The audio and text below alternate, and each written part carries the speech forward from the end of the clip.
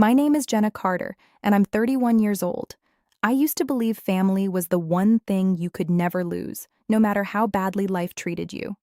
That belief died the night my younger sister, Rachel, called me while I was overseas on a business trip. I was in a hotel room in Singapore, half asleep after a long meeting, when my phone rang. Rachel was crying so hard I could barely understand her. "Jenna, please," she sobbed.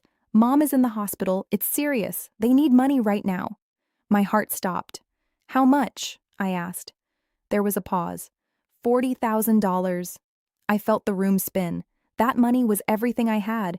It was my dream car, my 3 years of savings, my proof that all my hard work had finally meant something. But Rachel kept crying, saying Mom might not survive without help. So I did what any daughter would do. I sold my brand new Mustang and sent every dollar. I thought I was saving my mother's life. I had no idea I was paying for the betrayal that would destroy my family forever. For the next 10 days, I called Rachel constantly for updates. Every time she had a different excuse. Mom was sleeping. Mom was in testing. Mom wasn't allowed visitors. Mom was too weak to talk. Something felt strange, but I ignored the feeling because I was terrified of losing my mother. The moment I landed back in the United States, I went straight to the hospital. I rushed to the front desk and gave them my mother's name. The receptionist searched the system, frowned, and searched again. "I'm sorry," she said. "We don't have any patient by that name." I felt my stomach drop. "There must be a mistake," I said. But there wasn't. My mother had never been admitted. My hands shook as I walked back to my car. I called Rachel 3 times. No answer. Then I called Mom. She picked up immediately. "Jenna?" she said cheerfully. Cheerfully, not weak, not sick, not in a hospital bed. I hung up without saying another word and drove straight to her house. When I arrived, music was playing inside.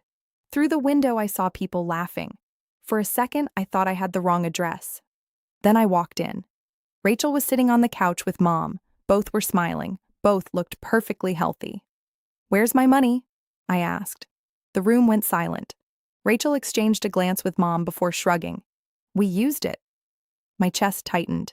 "Used it for what?" Rachel smiled. "Lottery tickets." I stared at her. "What?" "We joined a lottery investment club," she said. "Everyone puts money in, buys tons of tickets, and shares the winnings." I couldn't believe what I was hearing. "You lied about Mom being in the ICU for lottery tickets?" Rachel rolled her eyes. "We needed the money." Then Mom said something that hurt even more. "We didn't think you'd send it otherwise." At that moment, I realized they had planned this together. Rachel leaned back and laughed. "Relax. We'll be rich soon." Then she looked me straight in the eyes and smirked. "Soon we'll be rich, and you'll be the poor one." Something inside me snapped. I had spent 10 days terrified that my mother was dying. I had sold my dream car without hesitation. I had trusted them completely. And now Rachel was sitting there laughing about it. Before I could stop myself, I stepped forward and slapped her. The room froze. Rachel grabbed her cheek and stared at me in shock. Then Mom jumped to her feet. "How dare you touch my daughter?" she screamed. I couldn't believe what I was hearing. "Your daughter?" I shouted.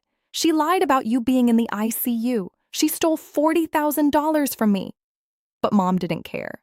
She wrapped an arm around Rachel and glared at me like I was the problem. "You've always been jealous of her," Mom snapped.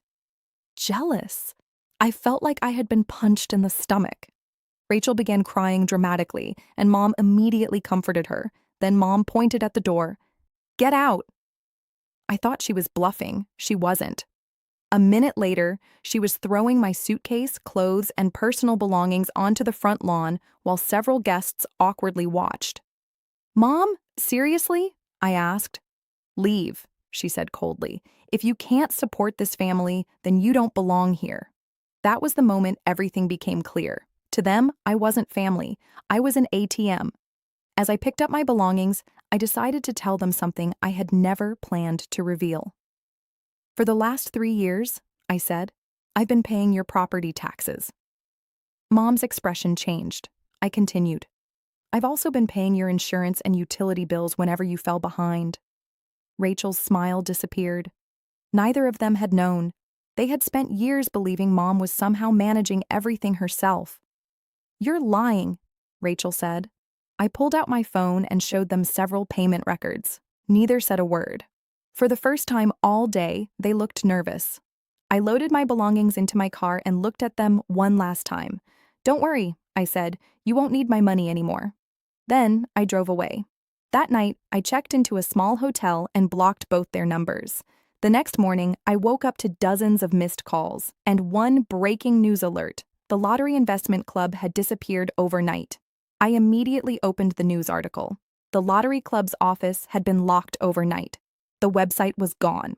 Every phone number had been disconnected. According to investigators, the owner had disappeared, and police suspected the entire operation had been a scam.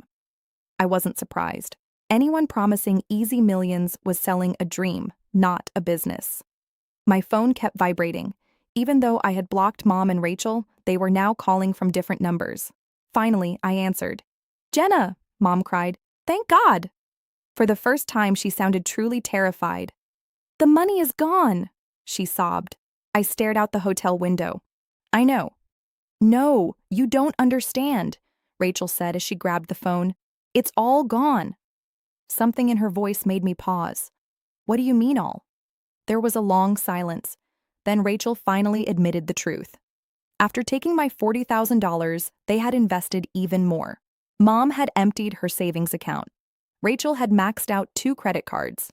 Together, they had even taken out a personal loan because they were convinced they were about to become rich. I closed my eyes.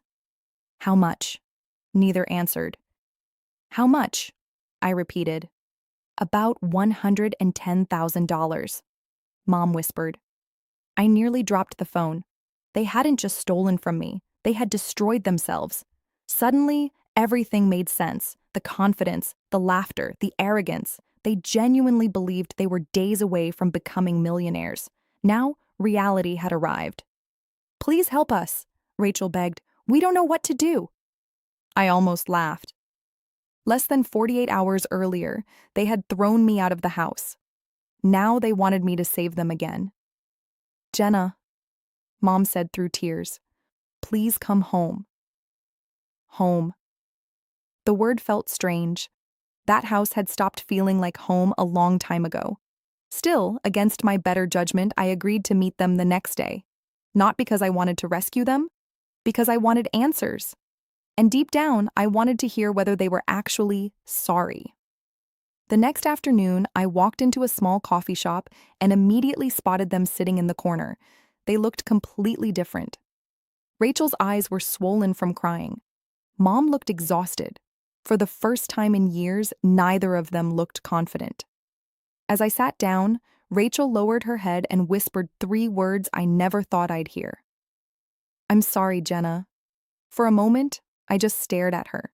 Rachel had never apologized to me for anything in her life, not when she borrowed things and never returned them, not when she lied, not when she got me blamed for her mistakes as kids. So hearing those words now felt strange.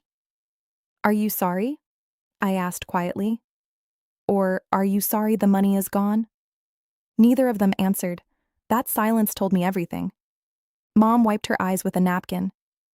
"We made a terrible mistake." "A mistake?" I repeated. "You told me you were dying." Mom looked down. Rachel couldn't even look at me. Then, for the first time, she admitted the truth. The hospital story had been her idea. She had planned it before calling me. She knew I would do anything for Mom. She knew exactly which lie would work. I felt sick. The money hurt. But this hurt more. "You used my love for Mom as a weapon," I said. Rachel started crying again. "I never thought this would happen." "Yes, you did," I replied. "You just thought you'd get rich before getting caught." Neither of them argued, because they knew I was right. A few minutes later, Mom finally got to the real reason for the meeting. "We need help," she said. There it was, the truth. Not, "We miss you." Not, "We're sorry." Not, "How are you?" They needed money. Again. I almost laughed. "Jenna," Mom said softly, "please, just a loan until we get back on our feet." I looked at both of them and realized something important. If that scam had worked, If they had become rich, if they had won millions, they would never have called me. They would still be celebrating, they would still be laughing, and they would still believe I was the fool. Slowly, I stood up. I'm not helping you. Rachel's face fell. Mom looked stunned.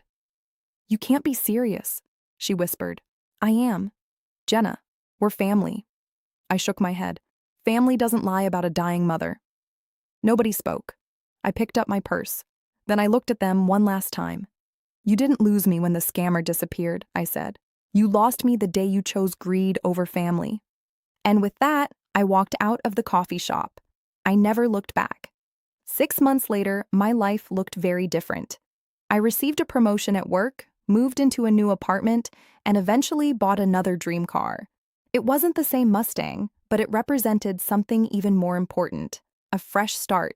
Meanwhile, things got worse for Mom and Rachel. Debt collectors called constantly. Rachel was forced to sell her SUV. The house was on the verge of foreclosure. One evening, I received a text message from Mom. Just one sentence. I should have protected you instead of her. I stared at the message for a long time. Then I locked my phone and put it away. I never replied, because some betrayals cost more than money, and some apologies come far too late. They lost their money overnight. They lost me forever. 3 weeks after the meeting at the coffee shop, I thought the whole nightmare was finally behind me. Then I received an unexpected phone call. The caller introduced himself as Daniel, a former employee of the Lottery Investment Club. At first, I thought it was another scam. Then he told me something that made my blood run cold. Your sister's name sounds familiar, he said. I remember warning her. I sat up straight. Warning her about what? Daniel explained that several weeks before the company collapsed, many customers had started questioning the operation. Employees noticed missing records, delayed payments, and suspicious behavior from the owner. Some people were warned to stop investing. Rachel was one of them. For several seconds, I couldn't speak. Are you saying she knew there were problems? Yes, Daniel replied. I personally told her to be careful. My stomach twisted. Until that moment, part of me had believed Rachel was simply reckless and greedy. But this was different. This meant she had ignored a warning. Worse, she had continued encouraging Mom to invest more money. After the call ended, I sat in silence. The scammer had stolen the money. But Rachel had helped lead our family straight into the trap. A few days later, Mom called again. This time, I agreed to meet her alone. When I arrived, she looked exhausted. She wasn't angry anymore. She looked broken. During our conversation, I told her what Daniel had said. At first, Mom refused to believe it. Then I showed her the email Daniel had forwarded to me. The warning had been sent weeks before the company disappeared. Rachel had received it. Rachel had read it. Rachel had ignored it. Mom stared at the screen for a long time. Then she started crying. Not the dramatic crying I had seen before. Real crying. The kind that comes when someone finally sees the truth. She knew, Mom whispered. I nodded. Mom covered her face with her hands. For years, she had defended Rachel. For years, she had blamed everyone else for Rachel's mistakes. Now, there was nobody left to blame. A few minutes later, Mom looked at me. I failed you, she said quietly. For the first time in my life, I believed she meant it. But some wounds don't disappear just because someone finally admits they caused them. I reached across the table and squeezed her hand, not because everything was fixed, not because I trusted her again, but because I was finally letting go of the anger. When I left that day, I didn't feel victorious. I felt free. Rachel had chosen greed, Mom had chosen favoritism, the scammer had chosen fraud, and all three choices had consequences. As for me, I chose something different. I chose to move forward. And for the first time in a very long time, I felt at peace.